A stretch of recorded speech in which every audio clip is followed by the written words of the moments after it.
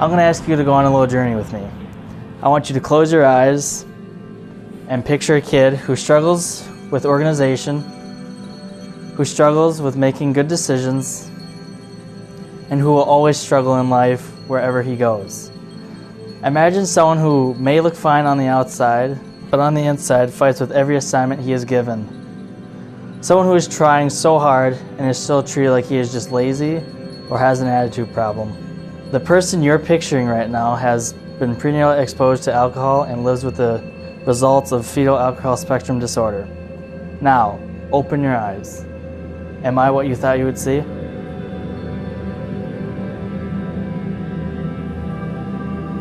As a parent of a young man with FASD, I can tell you that this is an emotional issue. It's one that goes to the very core of our family. It's an issue that we deal with every day. Having said that, I can tell you I am immensely proud of my son Alex. Oh, I don't get cheered up before I do the camera. Alex has been a tireless champion for people living with FASD. Every chance he gets, he accepts the opportunity to speak, to talk about what it's like to live with this, to really help break down some of that stigma.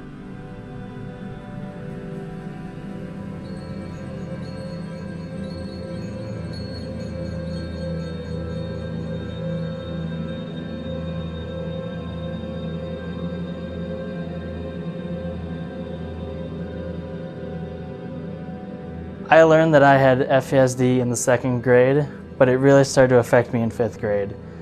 I started realizing that it's not just something that is invisible, it's noticeable. There are things that other people made look easy that were hard for me. Learning new concepts and moving from one subject to another. In my mind, I just wanted to stay with one subject until I had that one down. It's like having multiple puzzles out spread over a table and not being able to complete one before moving on to another. There are some educators in there, there are some parents, there are some people who work with other kids with disabilities, there are some people who don't even know what FASD is, and that's what I'm here for. I'm just here to explain, what FASD is, how they can help others who have disabilities or FASD. It helps me a lot to just get out what I'm feeling, and just to get the knowledge out, and maybe someday put an end to FASD. My mom is my adoptive mom. I was adopted at the age of 3 and a half actually, from Bryansk, which is in Quincy, which is 6.5 hours southeast, I think, of Moscow, and I've never met my birth mom. There should be a bigger view of learning abilities of all students. There's more than one type of animal in the jungle. You wouldn't expect the fish to climb a tree, would you? I've learned that God gives the toughest battles to the toughest soldiers, and kids with FASD are living on the battlefront. For us, MoFast, friends and family are the people on the home front, sending us the ammunition to fight each day. It caught me in utmost unexpectancy. Better stop it now. It's #1 emergency. 1 shot, 2 shots, pour me more Hennessy. Damaging my brain, why ruin God's gift to me? Hey, don't give me any liquor tomorrow, not ever or today. Hey, hold me accountable. I was adopted when I was 6 weeks old from Little Rock, Arkansas. My mom got me tested for FAS when I was 8 years old, because I was having schooling problems and behavioral issues. Yeah, so basically my journey has been like growing up through the struggles of learning disabilities and behavioral disabilities and anxiety and depression. Martin, how about you? What do you like to do? I like to do the Rubik's Cube. Actually, the muscle memory thing he was talking about, that goes for me too. Like, I used to go to Rubik's Cube competitions. My fastest solving competition, I believe, was 36 seconds. That's about 3 days faster than me. Yeah. Other than that, I like to rap. And basically, the goal is to help them understand, like, see through the stigma and see basically like that kids aren't a lost cause. Like, we're lost sometimes, and we just need to like find like the next step, like the first step, and just need support and some people need more support than others. Yeah, so we just try to help them to understand like how to help us the best way and what ways could work and what ways possibly might not work. Martin and I are both a part of MoFest Youth Young Adult Speakers Panel. We go out to different organizations and we talk about what it's like to live with FASD. We'd like to give you the chance to ask any questions. Don't be afraid to ask anything because we'll give you an honest answer about anything. Martin, what helped you start to manage your anger? Was it just growing up, or was there a skill that you used? Well, it was also partially as growing up. Because in middle school, where there's a lot of kids that make fun of you. I got made fun of a lot in middle school, so that didn't help. Also, as my disability started flaring up more in middle school, as I got older. And the other part was I had a lot of good therapists and went to a lot of therapy. So that helped me, gave me the tools, and I had a couple hospitalizations, well, a little more than a couple. But yeah, other than that, like I just got tools to help me with that, and also martial arts. Because I was in Shaolin Kung Fu, so practice like the monks did at a dojo in Anoka.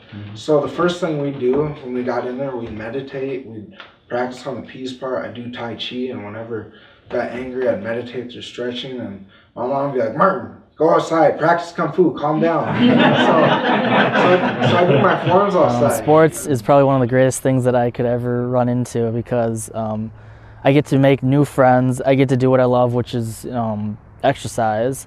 Also the competitive part, which, I put my disability aside and I get to compete with everyone else who doesn't have a disability, and I get to show that I'm not just a kid who has FASD. What would you, if each of you had to identify your biggest challenge? I'd say one of my biggest challenges is relationships, trying to make and sustain healthy relationships, because I'll try to do anything to impress somebody to want to be my friend. So it's hard for me because I don't really know too much about how to make friends and keep them. Well, I know how to keep them. It's just hard to make them at first. So I don't know how to approach it.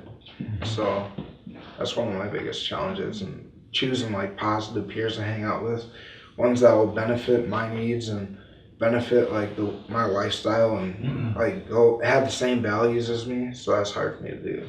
That's very insightful. Thank you. Decision making, because something here and now may be fun and enjoyable, but later on it may hurt me. I have not been in the law enforcement like the judicial system yet, thank God. That's mostly from my parents just being very eye-opening to me, because without them I wouldn't be able to understand the full concept of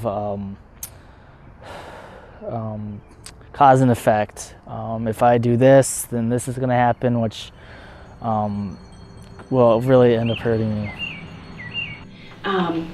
One of the things that I have come across in dealing with FASD is that there's stigma with many disabilities. There's big stigma with mental health issues and disabilities. But the one thing that's unique to FASD is that it's not just the individual living with FASD who faces stigma. It's the mothers, it's the parents. When I say my son has an FASD, I can tell you almost every person I say that to out loud steps back and wants to know more. Their questions aren't about Alex, about what his struggles, about his daily life. Their questions are about me. Are you his birth mother, or are you his adopted mother? How are you processing this? I can watch it on people's faces. And so it's that double stigma. And it makes it hard for families to ask for help. It makes it hard for parents to get an accurate diagnosis. We live in a society that's that labels, and it's tough, but maybe someday that'll change. I'm glad to be who I am today. I may not be well in school, but you know, in the streets, you know, I could do just as well as anyone else. Hey, hold me accountable, responsibility, honesty, support me. It's the key to success. Hey, baby, no booze, straight edge, drug free, fears and demons gone. Hey, God's mercy, peeps, compassion, dry fashion's my swag. For me, I live in the here and now and not in the then and there. I live each day as a new battle. And I appreciate the chances that I get to speak about my experiences, and I'm really glad that you are all here to join us tonight.